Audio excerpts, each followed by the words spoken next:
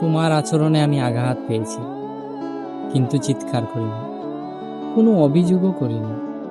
আমি নিজেকে সরিয়ে নিয়েছি, তোমার জীবন থেকে নীরবে বিদায় নিয়েছি।